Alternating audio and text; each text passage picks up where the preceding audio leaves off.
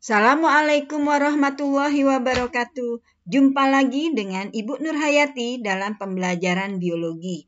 Kali ini Ibu akan membahas tentang materi kelas 12 tentang genetika. Yang akan Ibu bahas kali ini adalah tentang tes cross, back cross, dan menghitung macam gamet. Tes cross merupakan penyilangan antara suatu individu yang tidak diketahui genotipnya dengan individu yang bergenotip homozigot resesif. Tujuan dari tes cross adalah untuk menguji sifat individu yang menunjukkan fenotip dominan, apakah bergenotip homozigot atau heterozigot. Jika hasil keturunannya menunjukkan sifat yang sama 100%, maka genotip individu tersebut adalah dominan homozigot.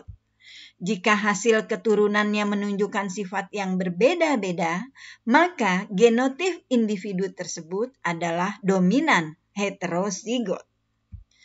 Selain itu juga, untuk mengetahui berapa macam gamet yang dihasilkan oleh suatu individu yang genotipnya dipertanyakan, individu dominan homozigot akan menghasilkan hanya satu macam gamet, sedangkan individu heterozigot akan menghasilkan jenis gamet yang berbeda dengan frekuensi yang sebanding. Bila monohibrid menghasilkan 2 macam gamet, bila dihibrid menghasilkan 4 macam gamet. Contoh persilangan tes cross. Yang pertama, dilakukan tes cross atau uji silang antara marmut jantan berbulu putih dengan marmut betina berbulu hitam yang genotipnya tidak diketahui. Alel hitam bersifat dominan, disimbolkan dengan H besar, sedangkan alel putih bersifat resesif, disimbolkan dengan H kecil. Diagram persilangan tes cross-nya adalah sebagai berikut. Pada skenario 1, jika induk betina berbulu hitam itu homozigot, maka parentalnya, ini betina homozigot, fenotipnya berwarna hitam dengan genotip H besar, disilangkan dengan jantan yang bergenotip homozigot resesif, fenotipnya adalah putih. Gametnya untuk yang betina adalah H besar, untuk yang jantan adalah H kecil. Filial 1 atau keturunan pertama, ini akan diperoleh 100% marmut berbulu hitam dengan genotip H besar, H kecil yang perpaduan dari gamet induk betina dan induk jantan. Contoh persilangan tes cross berikutnya adalah dilakukan tes cross atau uji silang antara marmut jantan berbulu putih dengan marmut betina berbulu hitam yang genotipnya tidak diketahui. Seperti biasa, alel hitam ini bersifat dominan yang disimbolkan dengan huruf H besar, sedangkan alel putih bersifat resesif yang disimbolkan dengan huruf H kecil. Diagram persilangan tes cross-nya adalah sebagai berikut. Pada skenario 2, induk betina berbulu hitam itu heterozigot. Parentalnya, ini betina hitam, genotipnya heterozigot, H besar, H kecil, disilangkan dengan jantan berbulu putih, homozigot resesif, H kecil. Gamet untuk yang betina ada 2, yaitu H besar dan H kecil, sedangkan gamet untuk yang jantan ada 1, yaitu H kecil saja. Filial pertama atau keturunan pertama akan diperoleh keturunannya marmut hitam dengan genotip H besar, H kecil. Ini gabungan dari gamet H besar dari induk betina dan H kecil dari induk jantan. Dan H kecil ini akan menghasilkan marmut berbulu putih dengan perbandingan 1:1. Yang kedua, alel tomat berbatang tinggi bersifat dominan yang disimbolkan dengan huruf T besar terhadap alel kerdil yang bersifat resesif yang disimbolkan dengan huruf T kecil. Alel batang berbulu bersifat dominan yang disimbolkan dengan huruf B besar terhadap alel batang tidak berbulu yang disimbolkan dengan huruf B kecil. Tes cross dilakukan terhadap tanaman tomat dengan batang tinggi berbulu dan menghasilkan keturunan sebanyak 123 tanaman tinggi berbulu, 120 tanaman tinggi tidak berbulu, 118 tanaman kerdil berbulu, dan 121 tanaman kerdil tidak berbulu. Diagram tes cross-nya adalah sebagai berikut. Parental 1 atau induk 1, betina ini batang tinggi berbulu, disilangkan dengan jantan batang kerdil tidak berbulu. Genotipnya untuk yang betina belum diketahui, sedangkan untuk yang jantan batang kerdil tidak berbulu ini T kecil, B kecil, B kecil. Karena kerdil dan tidak berbulu bersifat resesif, sehingga disimbolkan dengan huruf kecil. Akan diperoleh keturunan atau filial 1, yaitu tinggi berbulu sebanyak 123, tinggi tidak berbulu sebanyak 120, kerdil berbulu sebanyak 118, kerdil tidak berbulu sebanyak 121. Bila dilihat jumlahnya, ini seakan-akan sama perbandingannya. 1:1, dan banding 1. Sedangkan bila kita lihat fenotipnya, ada 2 fenotip keturunan yang berbeda dengan kedua induknya, yaitu tinggi tidak berbulu dan kerdil berbulu. Ada sifat lain selain dari kedua induknya. Maka diperkirakan diagram persilangannya adalah sebagai berikut. Untuk yang batang tinggi berbulu, untuk betina batang tinggi berbulu, diperkirakan gametnya itu ada 4 macam, yaitu T besar, B besar, T besar, B kecil, T kecil, B besar, T kecil, B kecil. Sedangkan untuk yang jantan ini sudah diketahui gametnya ada 1 macam, T kecil, B kecil. Bila T besar, B besar bertemu dengan T kecil, B kecil, maka genotipnya adalah T besar, T kecil, B besar, B kecil dengan fenotip tinggi berbulu.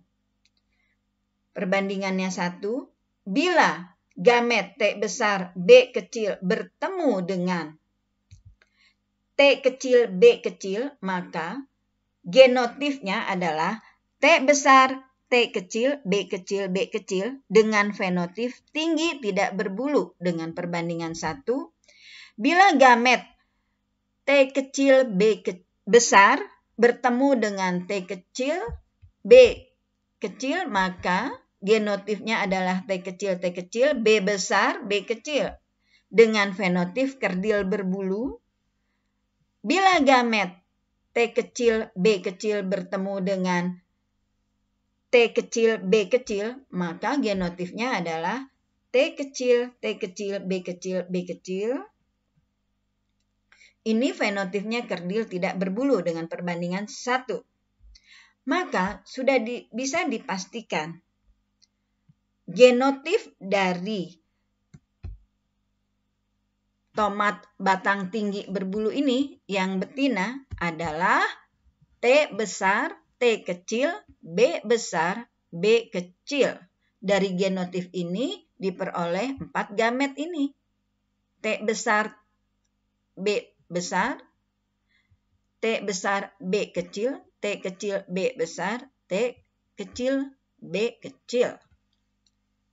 Dengan perbandingan untuk yang fenotipnya ini 1 banding 1 banding 1 banding 1. Di sini juga jumlahnya tidak terpaut jauh. Hampir sama. Backcross atau silang balik. Yang dimaksud dengan backcross merupakan penyilangan antara suatu individu dengan salah satu induknya atau dengan individu-individu yang bergenotip identik dengan induknya. Tujuan dari backcross adalah untuk mendapatkan kembali individu yang bergalur murni yang bergenotip homozigot resesif atau bergenotip homozigot dominan. Backcross menghasilkan progeni, yaitu keturunan yang berasal dari sumber yang sama. Contoh persilangan backcross adalah sebagai berikut. Backcross dengan induk dominan, P1 atau parental 1, ini disilangkan dengan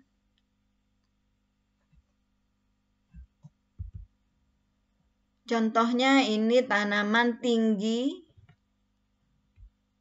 dengan genotip T besar disilangkan dengan tanaman pendek dengan genotip T kecil, tinggi bersifat dominan dan pendek bersifat resesif. F1-nya adalah tanaman tinggi dengan genotipnya heterozigot T besar, T kecil. Nah, F1 ini yang genotipnya heterozigot akan disilangkan secara backcross dengan salah satu induk yang dominan, yaitu dengan tanaman tinggi. Nah, ini berasal dari sini, induk dominan dengan genotip T besar. Maka akan dihasilkan progeni, yaitu T besar, tanaman ini tinggi, ini dan gamet T besar ini bertemu dengan T besar yang dari sini, ini akan menghasilkan T besar, tanaman tinggi, dan T besar, T kecil, dari sini T besar dan T kecil ini juga akan menghasilkan tanaman yang tinggi. Untuk fenotipnya 100% tinggi, tetapi untuk genotipnya perbandingannya ini 1 banding 1. T besar, 1, T besar, T kecil 1. Yang kedua yaitu backcross dengan induk resesif. Bila parental tanaman tinggi ini disilangkan dengan tanaman pendek, maka F1-nya adalah tanaman tinggi dengan genotip heterozigot. F1 ini tanaman tinggi yang bergenotip heterozigot T besar, T kecil akan di backcross dengan salah satu induknya yang resesif, yaitu tanaman pendek yang bergenotip T kecil. Maka progeninya adalah akan dihasilkan tanaman tinggi yang genotipnya heterozigot dan tanaman yang pendek yang genotipnya homozigot resesif yang berasal dari gamet ini T kecil dan T kecil yang dari sini. Ini akan menghasilkan tanaman yang pendek dengan genotip homozigot resesif. Dengan perbandingan baik itu fenotip maupun genotipnya adalah 1:1. Untuk fenotipnya tinggi 1, pendek 1. Begitu juga yang genotipnya, yang heterozigot 1, T besar, T kecil. Yang homozigot resesif 1, T kecil, T kecil. Sedangkan pada B cross dengan induk dominan 100%, ini tanamannya tinggi, hanya perbandingan untuk genotipnya adalah T besar 1, T besar T kecil 1. 1:1. Sekarang akan Ibu bahas bagaimana menghitung macam gamet. Jumlah jenis gamet yang dihasilkan oleh individu dapat dihitung dengan menggunakan rumus 2/n, dengan n adalah jumlah pasang alel heterozigot yang bebas memisah. Sementara itu, jenis gametnya dapat diketahui dengan menggunakan diagram anak garpu. Langkah mencari jenis gamet adalah sebagai berikut. Alel heterozigot dituliskan secara terpisah, sedangkan alel homozigot ditulis salah satu saja. Berikutnya adalah garis penghubung untuk alel heterozigot dibuat bercabang, sedangkan alel homozigot dibuat lurus. Contoh soal. Nomor 1. Individu bergenotip A besar, A kecil, B besar, B kecil, C besar, C besar memiliki jumlah 2 alel heterozigot, yaitu A besar, A kecil, dan B besar, B kecil. Jumlah jenis gametnya yaitu 2/2 atau 4 jenis. Pangkat 2-nya ini diperoleh dari pasangan alel yang heterozigot. Di sini ada 2 yang heterozigot, yaitu A besar A kecil, B besar B kecil. Jadi 2/2 atau 4 jenis. Jenis gamet dapat ditentukan dengan diagram anak garpu sebagai berikut. A ini kita pisahkan karena gamet A ini adalah heterozigot. A besar ini digabungkan dengan B besar dan B kecil. Begitu juga A kecil digabungkan dengan B besar B kecil. B besar ini digabungkan dengan C besar. Karena C besar ini sama homozigot, maka ini akan diperoleh ABC, gametnya ABC. Diperoleh dari A ini A besar, B besar, C besar. Dengan berikutnya adalah A besar, B kecil, dan C besar akan diperoleh gamet A besar, B kecil, dan C besar. Diperoleh dari A besar, B kecil, dan C besar. Selanjutnya, ini akan diperoleh gamet A kecil, B besar, C besar, dan berikutnya adalah A kecil, B kecil, dan C besar. Jadi ada 4 macam gamet.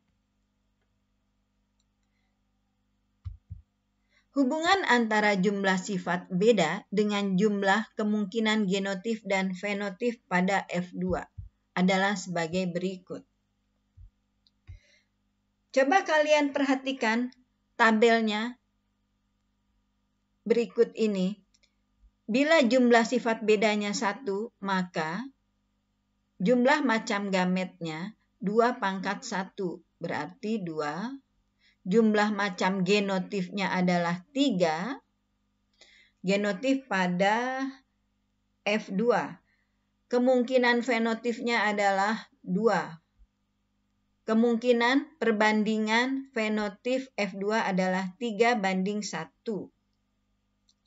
Ini adalah pada persilangan monohibrid.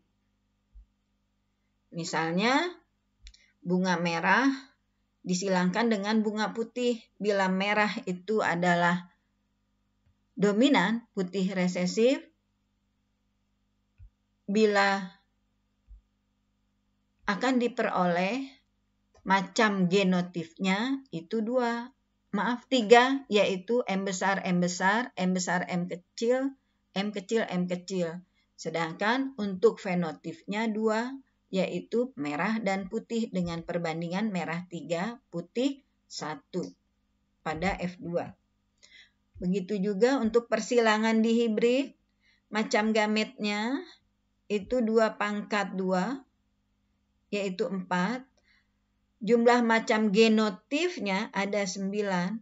Kemungkinan fenotip pada F2 adalah 4 dengan perbandingan 9:3:3:1. Bila jumlah sifat bedanya 3, ini jumlah macam gametnya 2 dipangkat 3 yaitu 8. Jumlah macam genotipnya 27.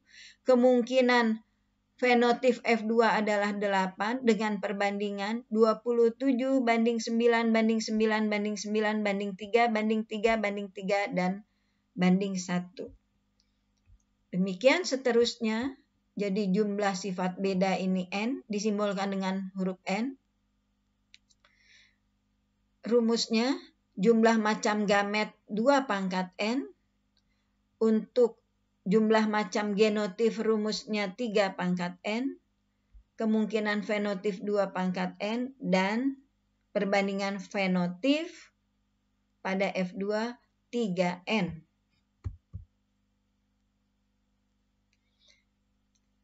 Nah, ini adalah contoh untuk persilangan yang monohibrid.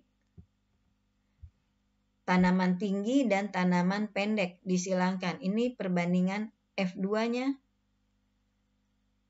Kemungkinan genotip ada 3, 1, 2, 3, macam genotipnya. Sedangkan macam fenotipnya ada 2, tinggi. Ini tinggi, tinggi, tinggi. Ini pendek dengan perbandingan 3:1.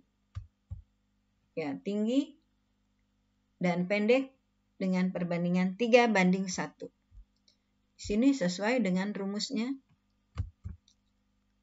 Nah, ini untuk persilangan dengan 2 sifat beda, yaitu tanaman berbiji bulat berwarna kuning disilangkan dengan biji keriput berwarna hijau. Bulat bersifat dominan terhadap keriput yang sifatnya resesif, kuning adalah dominan terhadap hijau. Maka F2-nya akan diperoleh bulat kuning 9, bulat hijau 3, keriput kuning 3, keriput hijau 1. Sesuai seperti rumus ini.